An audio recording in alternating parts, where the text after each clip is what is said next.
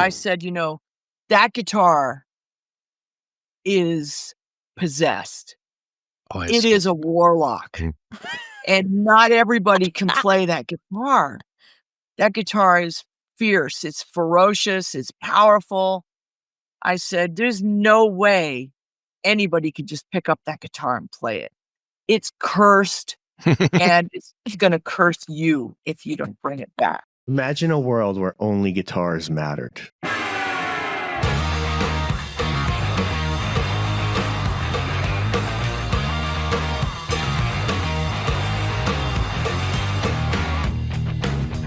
In case you caught us in the middle here, this is Dave and Cindy and Tom, and we're the Axe Lords. And we are clearly. And season 2 of our awesome, greatest guitar podcast ever is starting. And our first guest is Lita Ford. And From Lita Ford. Yeah, Lita Ford of Lita Ford. And she's amazing. That was one of my favorite episodes we ever did. She was, when I reflect on it, the most electrifying guest. It was remote, yet I felt completely pinned against the back wall of the podcast studio by her vibe. I started as a huge Lita Ford fan, and by the time we finished, I was an even huger Lita Ford fan. She performed a solo electric guitar version of that you're going to see, hopefully, of Kiss Me Deadly. There was talk of the Runaways. There was talk of her solo career. There was talk of BC Rich. And a lot of cursing. Talking of doing weird guitar deals in parking lots. Yeah, where all the best guitar deals take place. And stories. I think it's a special episode. It is? Yeah. There's also some whiskey involved. Yeah, it has it all. Enjoy. Hi, you guys. Hello. Where were you playing and where are you back from? The UK, Sweden, Spain, Czech Republic. Oh, nice. Germany. It's right. Norway. It's glorious. It's summer festival season, right? Stop in Sturgis, South Dakota, the biker rally. Oh, nice. I've always wanted to go to that. I'm not It was so cool. allowed to ride, but I would thrive in No, that we just environment. rocked. We didn't ride. Yeah, that's what I would do. Did they have the hot dog thing, where the woman rides on the back of the bike and then there's a hot dog with mustard and she tries to get the hot dog as she rides by? That's a thing? This might have been a fever dream that I had, but I swear I've seen this from Sturgis. I've Delta Sky Lounge. Yeah, it's same. So you know that I'm not making this up. You had your red Warlock just now? Yes. Yeah. That has a skeleton coming out of a toilet on the top of it? Yeah. It's my Fuck the World guitar. Oh, that's okay. awesome. So there he is. So this is my Fuck the World. Fuck the World guitar. Love it. And, not that we really want to fuck the world, but sometimes you just feel like that's what you want to say. Sure. And so the skeleton is the Fuck the World guitar. This is FTW. Or we call him Red for short. But James Karo, who makes Lita Ford guitars, he does a meet and greet. You guys can purchase a guitar similar to this. And it comes along with a meet and greet, and we play it live on stage. Of course, this guitar is an original from the early 80s, and there's not really another one like it. But he can simulate the decal and, and make it into something. If you guys want to. I want in. Send a dozen. I'm sure there's a lot of people out there going, "Oh yeah, I can make that." Yeah, sure. No. How did your relationship begin with BC Rich? Because you've obviously, I've seen pictures of you from the 80s in particular, where you've just got there's one shot of you with 10 of them. Yeah. How did you first hook up with them? I wanted something different. I wanted to not be a Ritchie Blackmore playing a Strat. I wanted to not be Jimmy Page playing a Les Paul. or Hendrix playing a Strat, or, any of my favorite guitar players. I just wanted to be Lita. And at the time, these Warlocks and rich bitches, I don't know if they even had a Warlock back then. Oh, yeah, they did, because I have Maurice here. But they were so edgy and so different. And people were like, "Oh my God, what is that guitar?" And so I got involved with BC Rich, who were based out of California, based out of Southern California. They really weren't that far from my house. I went down and met everybody and hung out with everybody. And they started building me some really ferocious guitars. And I thought, I want something that I can completely trash. Use the vibrato. These are Kaler tremolo units. Right. These Kaler tremolo units are sick. I'm not a Floyd Rose girl. I know a lot of people prefer Floyd Rose, but I just wanted something I could dive bomb, pull it up and pull it down, and the guitar would never waver. It would never go out of tune. And so BC Rich started making me these awesome guitars, and these are solid. These guitars are not lightweight. Solid mahogany, solid ebony, just solid maple. God, I mean, I have the best guitars, and they're heavy. I don't know. They fell in love with Lita, and I fell in love with them, and we started making all these amazing guitars for the future. My double neck is one. Oh, You guys yeah. have seen that. Which VC Rich guitar is the coolest one, and why is it the bitch? It's just a name that they came up with. I know, but do you agree? It's the coolest shape, though, of them all. Yeah. In my medical opinion. Your medical opinion. Yeah. Yeah, I don't know. I mean, the rich bitch is just a different shape. Yeah. And then they came up with the 10-string rich bitch, which is called a son of a bitch. I don't have one of those. But You don't they have had one of those? No. I'm enraged that you don't have one. Not at you, at the world. They should have Fuck sent the you world, one. basically. If anyone should have one, it's you. Fuck the world. But I've got the double neck, and the double neck is a rich bitch design. And that guitar is I believe it's solid mahogany. That's all one piece, that guitar. Whoa. How much does it weigh? It's 15 pounds without a strap, without a wireless unit. Just the guitar itself is 15 pounds. Whoa. So you have That's a you have workout. about 15 minutes to play it before you lose feeling in your left hand. Before your legs go, you want me to what? I don't mean to back up too much, but did I understand you correctly? You have a warlock named Maurice? Yeah, he's right here. Yeah, so the Maurice. Did you ever watch Bewitched? Of course. Yeah, I was going to ask you about this actually, so Yes. I'm excited. Dick York, Dick Sargent. Samantha was the witch, Mm-hmm. Mhm. and her father was a warlock, and his name was Maurice. Oh, okay. This all makes perfect sense. Can So we? let me So grab cool. Maurice sitting here. I'm sorry, I'm all tangled. Oh, you should really see the wiring in here by the time we're done with a day of Axe Lords. It's amazing that any of us leaves alive. I know it. So is this Maurice? Yeah. I've seen Maurice. Oh my gosh. Yes. Yeah, he's early 80s. But he is God. I mean, he is. This guitar is sick. It's, Whoa. It's been through many wars. It's got little chips here and there. And of course, the back is a little scuffed up. Not too bad. No. Belts and leather clothes. And it has taken a beating, this guitar. It has really taken a beating. It's got the reverse headstock. Oh, that's Yes. the cool Yeah. one. Yeah. They don't go this way anymore. And But none of the little switches that are on like the Eagle and stuff. Yeah, Does no, that- not. it's a preamp, this one.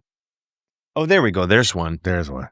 It's just a preamp. And the red, the two triangles, that's your logo, right? That's the spider logo, It is the Black Widow. the Black Widow. So I went deep looking at your guitar collection. I even sent a call out to our friend Mike Hickey, who's a guitar tech, who was like, "Oh, I got Lita a road case for one of her hammers." But the black Warlock that you have on the cover, I think it's on the cover of Out for Blood, has like a different tremolo on it. It's got like this weird tremolo with a big silver bar on it. And I don't know, is it a Floyd? Did it have a Floyd Rose? That guitar was a model Okay. for the photo shoot only. So I didn't actually play it. Oh, If it's on the cover of Out for Blood, the white. that guitar was made. If it's on the cover of Out for Blood, I didn't actually play that one. It's just got guts hanging out of it. Oh, you're talking about Yeah. the original. No, this is the alternate cover, but I want to ask you about that Oh, one yeah, too. I was- So that guitar was built for the cover, the Out for Blood guitar. Like with you the didn't. guts and all. Yes. Yeah. Yeah. Was that like, where is that now? Or what was like, who made it? What was the whole thing with Yeah. that? 'Cause that's one of the greatest. Yeah. So the Out for Blood cover was a guitar cut in half, and it had tubes coming out of it to simulate guts, Uh-huh. and it was covered in blood. And the blood was made from Karo's syrup for pancakes Mm. and red food coloring. So And- sticky. I think what happened with that, I think the ants crawled away with it. Oh. Oh. You know, so I honestly don't know where that guitar is, but I mean, really, we used to use Karo syrup and food coloring for blood. It was the best thing to use, but it didn't Yeah. last long because then it would just make a big mess. Uh, But that guitar, so because we put it on the cover of Out for Blood, it was banned in Walmart and Target, and they in those stores, which I mean, the record company hated that. They said, "Lita, we can't put this in Target and Walmart. So, you know, let's use an alternate cover." And that guitar, I have to think, is Maurice, but I don't Okay. know about the trem unit. I mean, this one's been replaced, but I only ever used Kaler. It's probably So- Maurice with an old trem then. That's what I'm going to put on the record. Yeah, it seems like just like Yeah, a maybe. basic trem. You should have seen it. It was like an hour of my life last night on the internet, like where I'm trying to find this. What kind of trem is this? So can you, It looked like a rock. What's it? Rockinger? Was it? Yeah, I don't know. I don't know. So can you talk a little bit more about that? Because when I wrote that book, Nothing But a Good Time. That's Here we all about go. the 80s. Here we go. And I thank you again because you did an amazing interview for that. But that was a whole career image shift. I mean, you really decided to create a whole new you, like a total reinvention. Not many artists have managed to do that. It was a total reinvention. I mean, coming out of the Runaways, you know, the Runaways were all girl teenage girls. You know, we were just finding ourselves in the Runaways days. You know, we just were following our legends. And, you know, Cherie thought she was David Bowie, and Joan thought she was Susie Quattro, and I loved Richie Blackmore. Of course, I didn't look anything like him, but when the Runaways broke up, I really had to become a solo artist. And I thought, well, I can't continue doing the same thing as what I did in Runaways days, because the Runaways to me were really like going through college to learn how to be the real deal. Uh-huh. You know, when you're in college, you look and dress and act and, you're learning stuff and you're learning a lot of things about yourself and who are you and what do you look like and what do you want to be? What do you want to be for the rest of your life? And, what are you going to do with your life? And so I thought, I need to figure out who is Lita Ford? Who is she? What does she look like? What does she wear? What kind of guitars does she play? And we're searching for Lita kind of experience. The hair, the clothes, those guitars. And BC Rich came into my life at that point, and that was it. I was sold. One of the most interesting things that you mentioned to me, but I wanted to bring it up here because I thought it was so deep, is those first two records. You explained why it had to be a trio, that it was, and it's very clear on those records. That's three people making those records. Would you talk about that? Because I find that that's like one of the most interesting things about how you decided to position yourself, with the reinvention of Lita. Yeah. Well, people didn't acknowledge me as a guitar player because I'm young. You don't really think that that's me playing guitar. So when I went solo with the Runaways days, with the Lita days, I wanted to be the only guitar player in the mix, at least at first, at least until I got my footing and got off the ground as a solo artist. Yeah. I wanted to show people that it was a three-piece band. It's bass, drums, and guitar. And a la Jimi Hendrix. Right. I loved Hendrix, and I loved the fact that he didn't have to compete with another guitar player or even keyboard player at that point. Mhm. I love playing with another guitar player, and I love playing with keyboards. But at that point in my life, I thought, I just have to prove myself, and I have to put that out there. And so I became a three-piece. It was a lot of work. I had to learn how to sing and play at the same time, which that was a whole nother animal. That's Just try to sing. Don't look at the dots on your guitar. Don't look down at your fretboard, because some of these guitar players, you see them playing and then you lose them because they're so busy watching where their fingers are going. See, I thought, Tom, I well- told you. This is another We fight about conversation this we all the have to time. talk you about, just hit on a Lita. very hot topic here. I told him never. You gotta look 20 people back. Pick a fight with the person 20 people back with your chin. Well, I found that playing guitar is a little bit like Braille. And, not that we want to be able to read Braille, but when you're feeling your way along the neck, it feels different when you're on the 5th fret or if you're on the 1st fret Yeah. or if you're up on on the 7th fret. It all feels different. And you just glance down a little bit as you need to, just make sure your fingers are somewhat generally in the right position. But it all feels different. And what I do is I focus on the back of the room and listen to the sounds. I really listen a lot to the front of house. I listen to the guitars. I listen to the lead vocal, and forget about what's happening, in the immediate stage. I will balance myself on a vocal mic, put the vocal mic right here, because sometimes you can't always see. So long as I can feel that vocal mic somewhere in the general area, and I've got that guitar on me and I can feel my way through those fretboards, then you focus on the back of the room. A really famous choreographer named Kenny Ortega. I don't know if you've ever heard of him, but he choreographed Michael Jackson. He choreographed the Cheetah Girls. He's choreographed a lot of your favorite movies you don't even know, like Hocus Pocus with the wow. witches, and they all move the same way and they have the broomsticks and they ride those broomsticks. That's all choreography. So he choreographed the Runaways. And one of the things he told me in the Runaways days was always play to the back of the room. It doesn't matter if the back of the room is right here, then you imagine it, Huh. 400 yards further away. or if the crowd is right here in front of you, play to the back of the room, make it larger than life.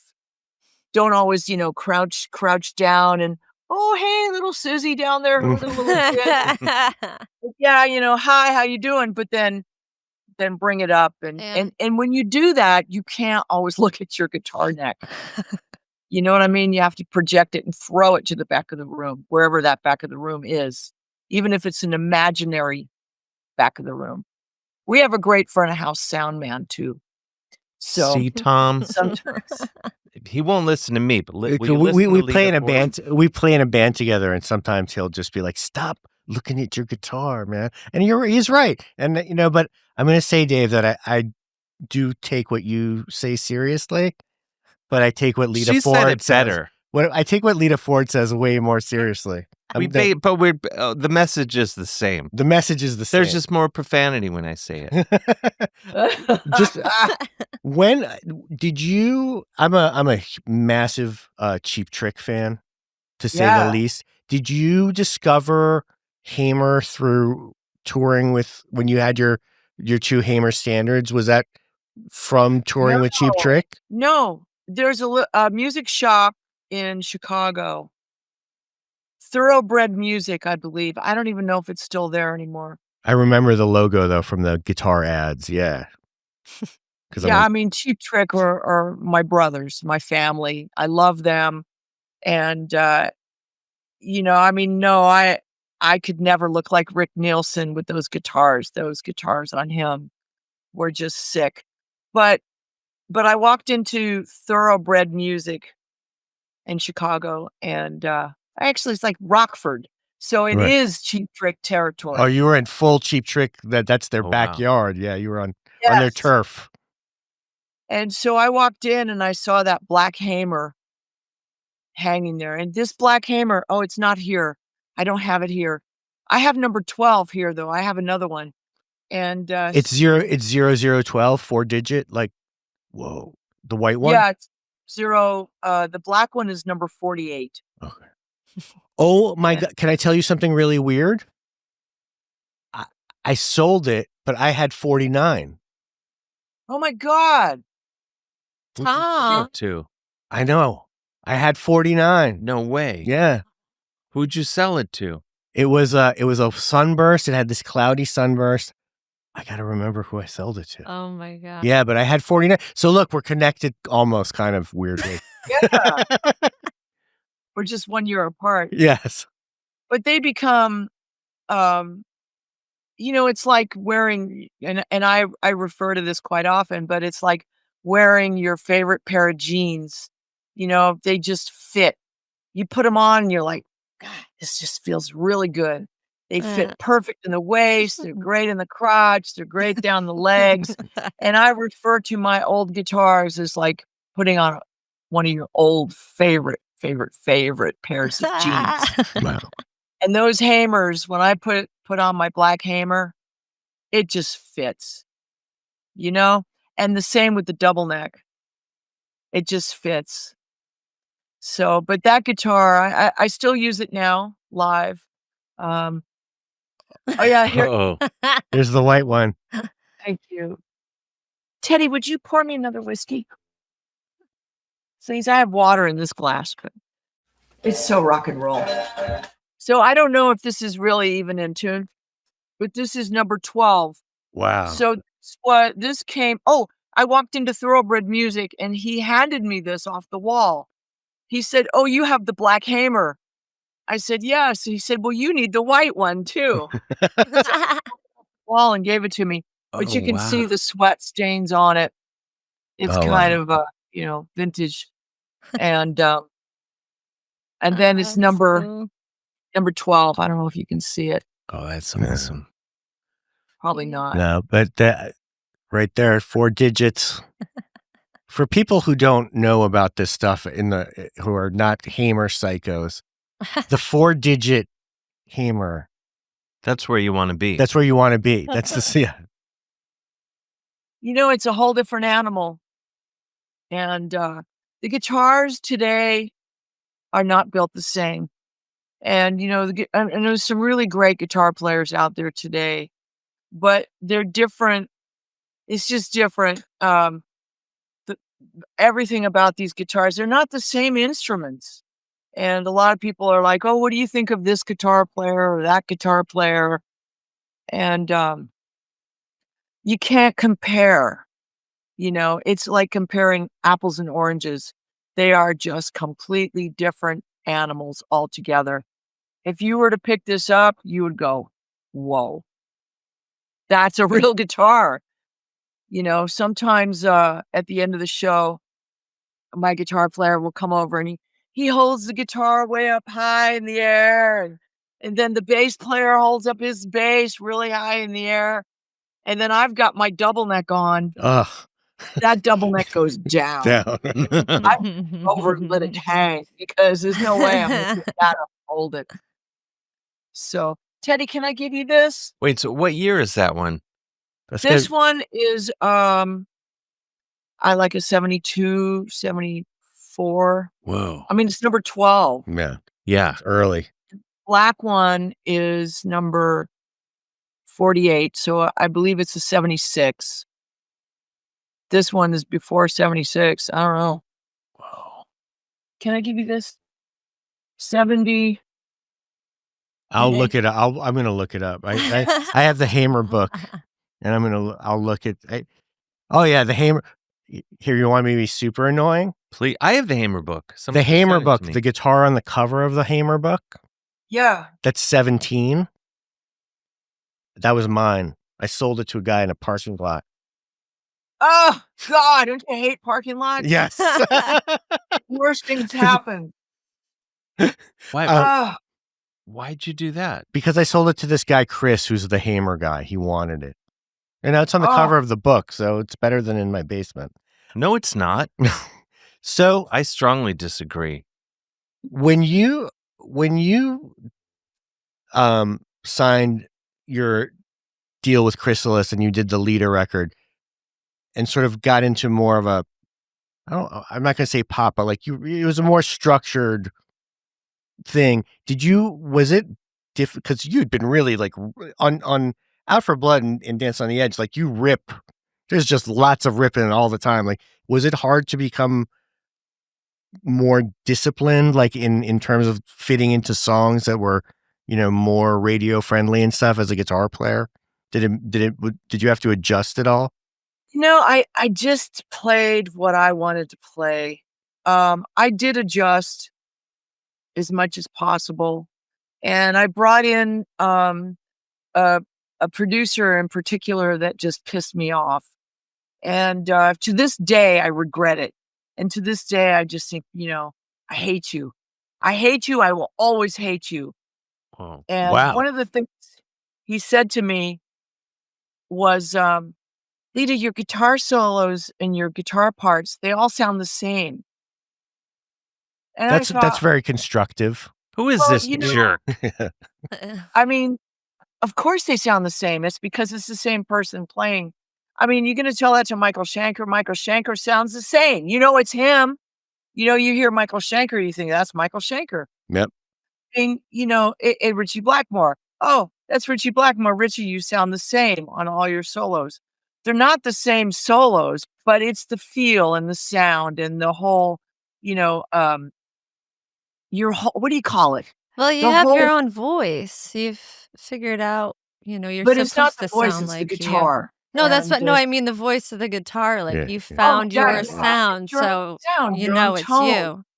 Yeah. Billy Gibbons said to me one time, Billy Gibbons, you guys know Billy Gibbons? Of Yes. course. Easy. Mhm. He is so cool.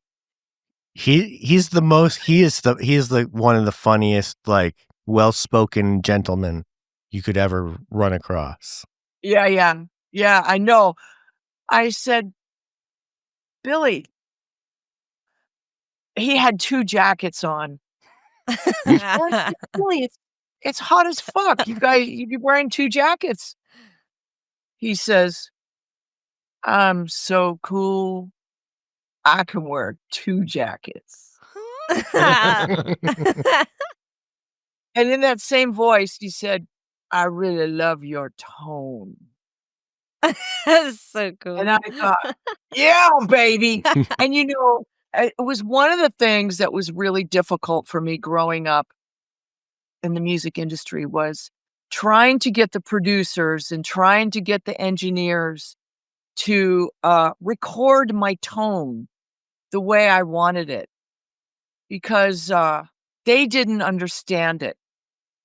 It had a lot of low end. It was very woomphy sounding, and I love that. I love the low end. I love the woomphy sound. It didn't have a real trebly gain. There was no gain back then. And so you had to just make the balls to the walls, come through any way you could. And I used to cross my channels on my amplifiers on and that's not the way they're supposed to be. Right. But it added a bit of distortion and it added a bit of woomph, low end. It made them, I don't know, what do you call it? It gave them a bit of power. It was like a power booster, only you cross your channels. And these engineers and these producers didn't know what to do with that sound. So they used to roll it off and take it off. And I'm thinking, well, what are you doing? You're doing that because you don't know what else to do. Oh, it's clashing with the bass. No, it's not. It's clashing with your brain is what it's doing because you don't know how to get the right sound. So, I mean, finding a really good engineer was major in my career. Not the producer so much, but the engineer. And not just in the studio, but live also. Mhm. Finding someone who can take what you're dishing out, and putting it out in front of house or putting it down on a record. Was there a record that you've made where you're like finally like, this is what I was trying to do? Like, this is the sound that I've been trying to get? I really loved the Lita album, Lita XX. Right. And the main saving grace behind all my guitar playing was George Tutko, the engineer who engineered that record. Mike Chapman brought him in. Mike Chapman was a record producer at that time. And George was amazing. George would say, "Oh, listen to the last note of your solo. Let's bring it out in the mix." And he would grab that last note of your solo and just make it scream through the rest of the verse coming back in to the solo. And I'm thinking, wow, you can do that? That is so fucking awesome. So, I mean, George was the real deal. George Tutko. He died. He had pancreatic cancer. Oh. But, that's what happens with the best of them. But, yeah, he was a godsend. And I used him multiple times after that record. For the one after that was Mike Chapman too, right? Or was it? Was Stiletto also? Stiletto was Stiletto was Tom Werman. Tom Werman. Yes. Yes. Yeah. I have a bit of a question that's kind of going back, but Is it about Maurice? No, just kidding. I'm joking. it's actually about Bernardo Rico.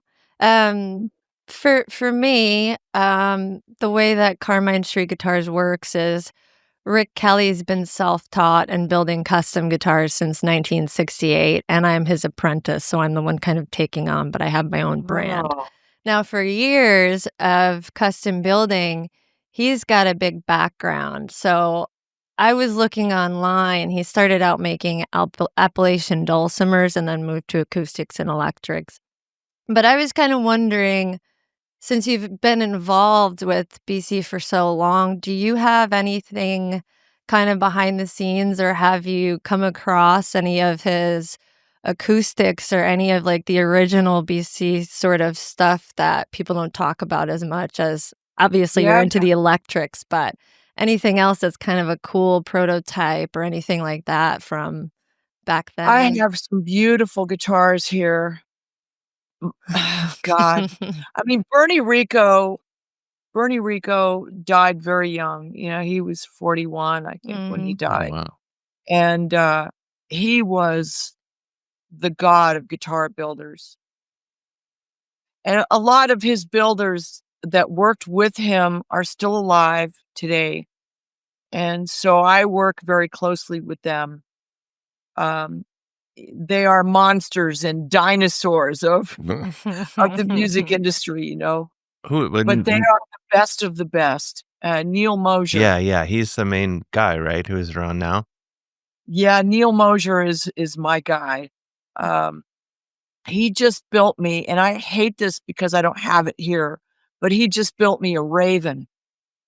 And I saw a picture of this guitar, and the background they had was all covered in fire. And this is this like really futuristic looking guitar with a raven headstock. I don't know if you know what the raven bird looks like. Sure. It's almost like a crow, but their headstock is like, almost like the hammer.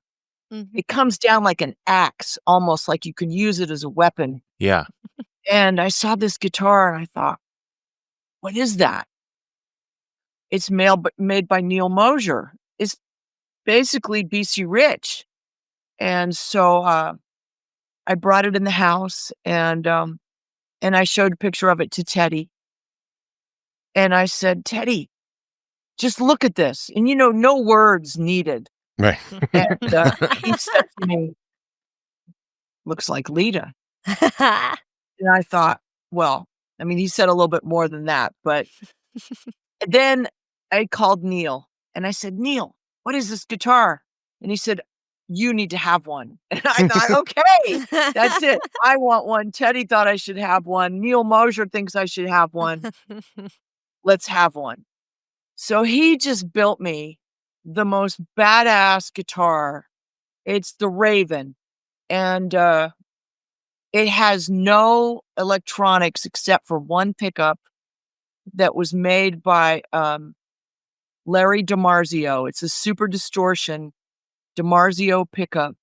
Again, we're Right. talking the dinosaurs of Right. rock and roll. The Yeah. original wizards. I just Yes. talked to Larry the other Yeah, week. yeah. He's making me some customs right now. So cool. sick. Yeah. And of it's course, the great. Kaler tremolo. Mhm.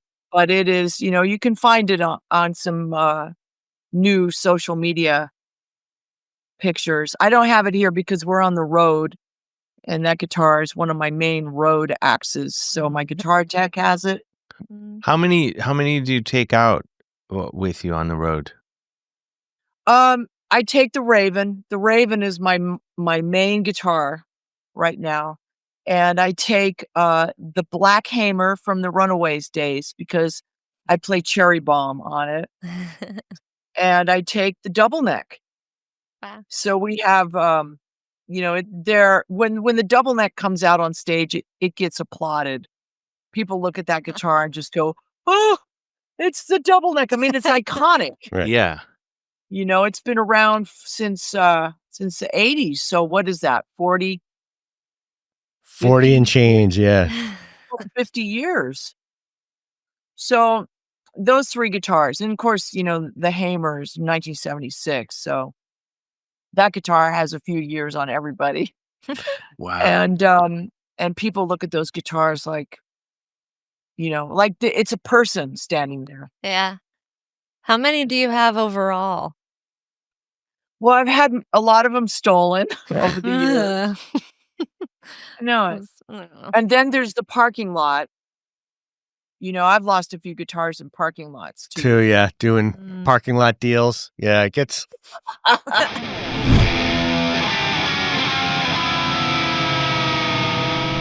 But there's proof. I'd rather you tell the story than me. But proof that Lita Ford is one of the nicest people in the world is that you had a Mockingbird, right, that was stolen. Yeah. And you didn't take it back when you could have. Could you tell that story? Wait. Yeah. Oh God. That Mockingbird, it was the most gorgeous, gorgeous, gorgeous Mockingbird. It was like a sea lime green Mockingbird, and it had an ebony fretboard, and no inlays on the fretboard, just a black fretboard. I like to do that because I like people to not know where my fingers are going. And plus, you're not looking at the fretboard anyway, as we've No, discussed. exactly, because it's Braille. Yeah. Who needs dots? So it really messes people up. But so that guitar sounded like God. It was one of the greatest guitars, and it went missing. And so I don't know. It was maybe a year later. I'm guessing I was auditioning guitar players in California, and this kid comes in. Excuse me. This kid comes in and he's got my guitar. Oh my god. And I said that he's got the green guitar, with the black ebony fretboard. I said to him, "That's a real nice guitar, bud." I said, "Where did you get that?" And he said, "Oh, I bought it off somebody in a parking lot." Ah. Whoa. He goes, "Isn't it awesome?" I said, "Yeah, what'd you pay for it?" He said, $350. So my guess is somebody wanted, like a quick drug deal or something. So they grabbed my guitar and sold it. But I let him have it because he was clearly in love with the guitar. And I just saw, I'm just going to keep my mouth shut. Oh, you didn't even tell him? No. That's enough. That's the day you wow. earned your angel wings. Oh. I know it. I know it. Oh my But, gosh. and somebody stole Maurice also back in the 80s. Maurice is like, don't even fuck with Maurice. Maurice is the real deal. He's coming back no And matter so- what. It was after a show in Orange County, California. My guitar tech was loading the truck, and he put the guitar case down in the alley. And I guess somebody came by and picked it up and walked off with it. He didn't know. But when we got to the storage unit in Third Encore over in North Hollywood, he said Maurice wasn't there. Oof. So obviously it had been stolen. Somebody picked it up. So I got on KLOS radio station. I love KLOS. I got on the radio station and I said, let me talk about this guitar and let me see if I can put out a message to the person who stole this guitar and let me see if I can get them to bring it back. And so, I mean, I only told the truth, but I said, that guitar is possessed. Oh, It is a Warlock. And not everybody can play that guitar. That guitar is fierce. It's ferocious. It's powerful. I said, there's no way anybody could just pick up that guitar and play it. It's cursed and it's going to curse you if you don't bring it back. I said, you probably have it under your bed right now and it's haunting you every day, every second, every minute you have it under your bed. There is no way you're ever going to touch that guitar because it will. It's like the Harry Potter wand, Not everybody can use a Harry Potter wand. Only Harry Potter. So I said to him, who, I didn't know at the time, I said, bring it back to the BC Rich factory and drop it off. Just leave it at the BC Rich factory. No questions asked. And he did. Whoa. They brought it back.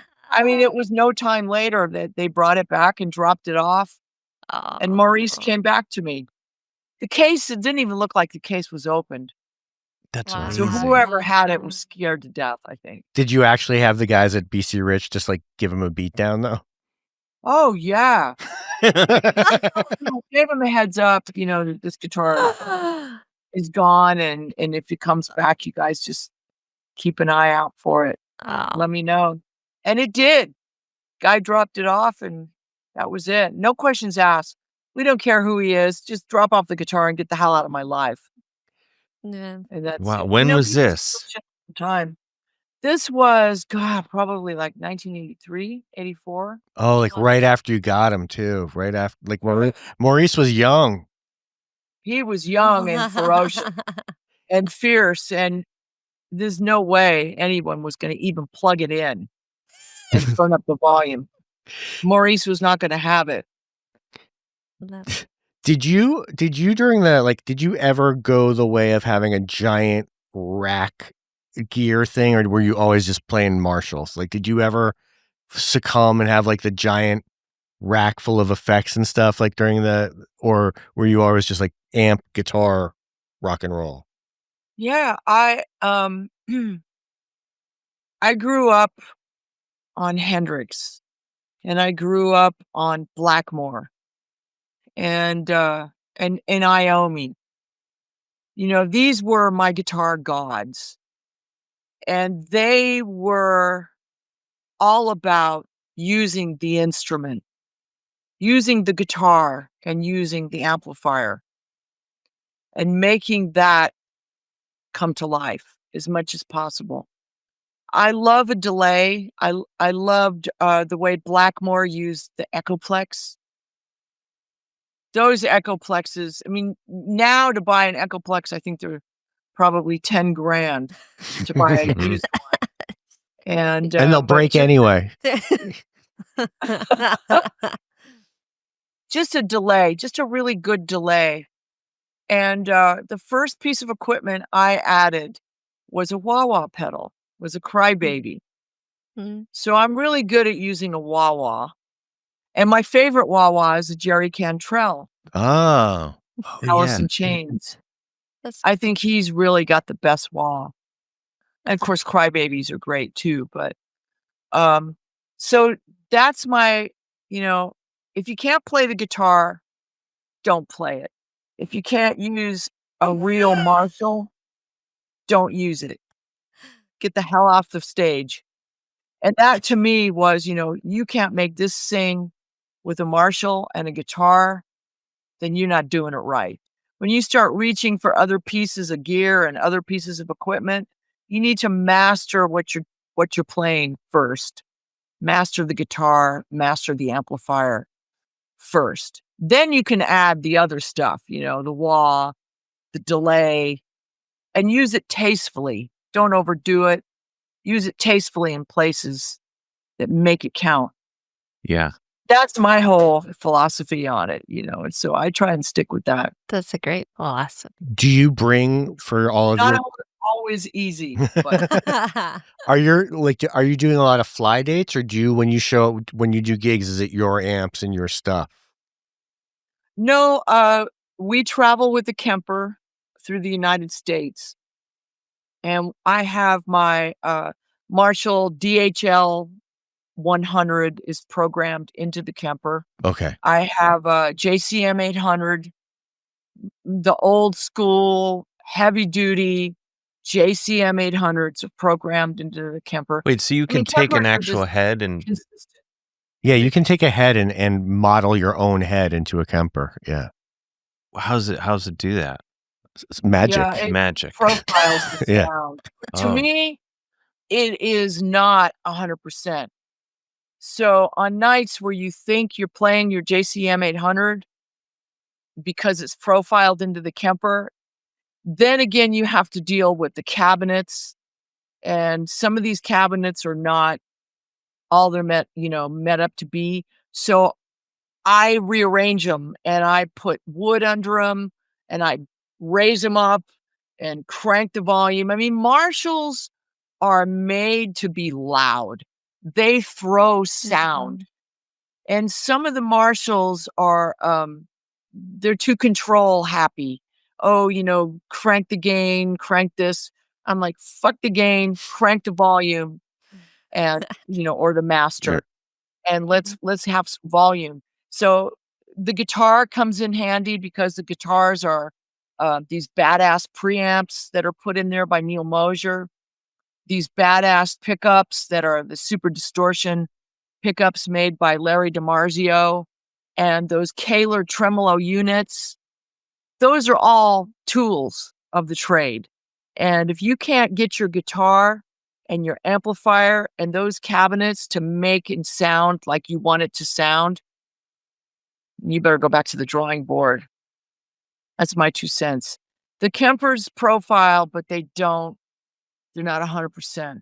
It's just so Nope. much, Like it. Yeah, almost just like it. but it just makes your life so much easier, though, right? I mean, just like you can put it in your backpack, and because you're probably not bringing. Are you bringing any backline, or you're just flying in with guitars?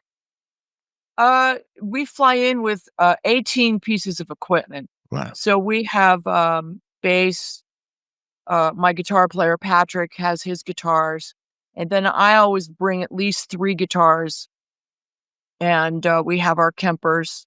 Patrick has a Kemper. I have a Kemper, and and any other bits and pieces we need. Wireless units, and they can be dodgy too, wireless units. So we always travel with cables just in case, you're picking up somebody's mariachi music from the radio station down the street. So we plug in, cables if we need them. You're working on a new record right now for next year. How's that going? How's it shaping up? We are working on a new record. We have been working with one record label in particular that pretty much kept us holding on for a couple of years. And they switched out their president and got a new president in to run the company. And I just went, no, this is not where we need to be. They're basically signing young digital artists now. And which is nothing wrong with that, but it's not a place for, Lita Ford, rock and roll, straight up, So the rock department was pretty upset about that too. But so we moved on, and we've got another couple of labels that we're talking to now. Excellent. It's just, it's not the same as it was in the 80s. And I just want to be really careful with who I give this record to, because I don't want it to be shelved. And if you're at the wrong label, then that's what they do. They sign you and they shelve you, and then you're stuck. Yeah. And I just thought, well, if I'm going to shelve this record, I'm going to do it myself. At least that way I know where it is. I know who has it, me. But I don't want to do that. I want the fans to hear it. I want the fans to have it, because it's pretty cool.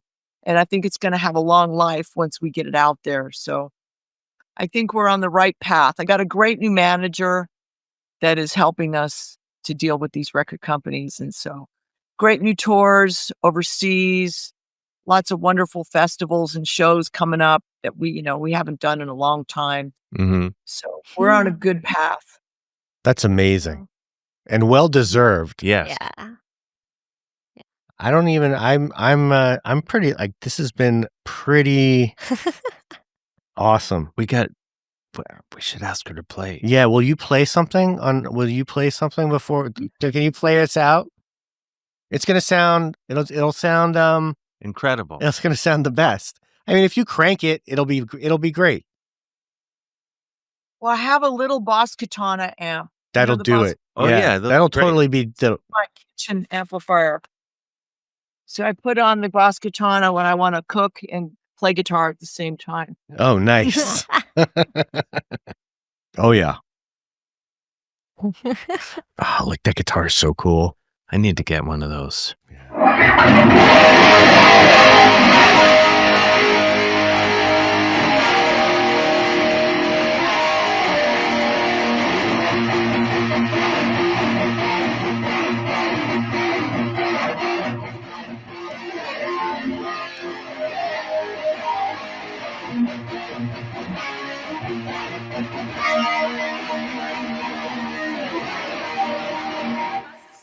Sounds great. Great. All right.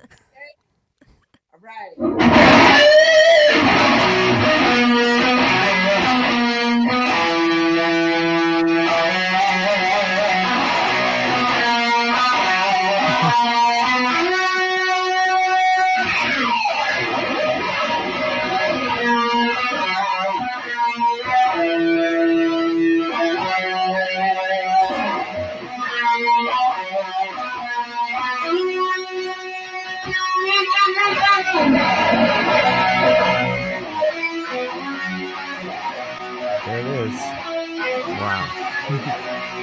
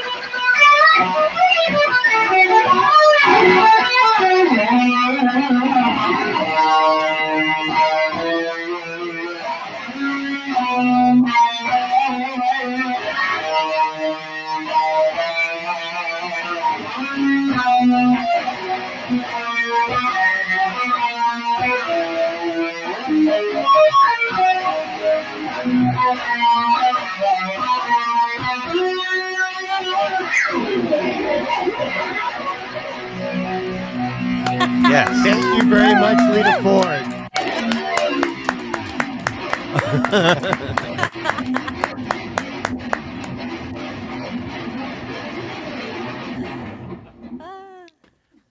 Yes. Best ending of our podcast Oh my gosh, ever. amazing. Thank you so much, Lita. Thank you. Thank you so much for taking the time, and have a great rest of your day. Oh my gosh, thank you so much. You rule. Oh, it was awesome. Thank you so Oh, much. thank you. Bye.